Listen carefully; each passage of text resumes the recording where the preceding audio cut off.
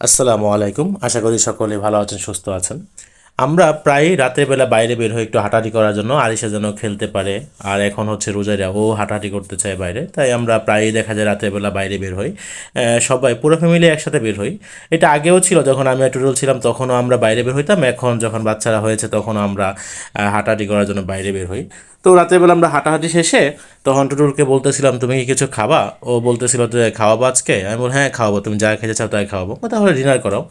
Dinner করতে বলতে ও যেটা বোঝা যাচ্ছে আমি বুঝে গিয়েছি, কারণ হচ্ছে আমরা বাইরে ভারী কোনো খাবার খাইলে একটা আইটেমই সব জায়গায় সব সময় একটা আইটেমে খাই, সেটা রোজার মাসই হোক আর অন্য যে কোনো সময় হোক, সব সময় আমরা একটা আইটেমে খাই। দেখেন রোজারা এখানে বসে বসে ওর টিস্যুগুলো খুলতেছে, ওকে আমরা খুব বেশি নষ্ট করতে দেইনি। রেস্টুরেন্টের ওরা একটু ডেকোরেশন চেঞ্জ করেছে, আমরা প্রায় রেস্টুরেন্টটাতে যাই। তো আমরা আরিশাকে বললাম অর্ডার দাও, ও বলে বার্গার পিৎজা এটা খাবো সেটা খাবো। তারপরে আমরা আমাদের কমন আইটেম আমরা সেট মেনু অর্ডার দিয়েছি। কখনো যদি খুব বেশি ক্ষুধা লাগে, যখন আমাদের খুব বেশি ক্ষুধা লাগে, আমি দেখা যায় আলাদা আলাদাও নেই, কিন্তু এখানে আমরা সেট মেনুটা অর্ডার দিয়েছি। এই খাবারটা আমাদের আসলে দুজনেরই, আমার আর টুটুল দুজনেরই খুবই পছন্দ।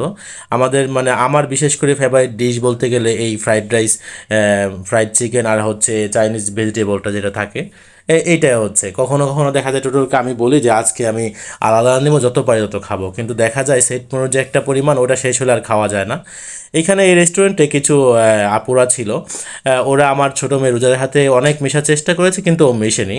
লাস্টে সব যে আপুটা মেশার চেষ্টা করছে তার হাতে কোনো কথাই বলিনি। এই যে এই হিজাব পরা আপুটা, ওকে যখন হাত বাড়াচ্ছে, হাত নাড়াচ্ছে, তখন রোজারা ওনার হাতে ঠিকই ছাড়া দিল। আর ও হচ্ছে রোজারা পুরা রেস্টুরেন্টে গিয়ে ও হাঁটাহাঁটি করে, ও মানুষের হাতে, মানুষের চারপাশে হাঁটাহাঁটি করেছে, কিন্তু কারোর হাতেই মিশে না।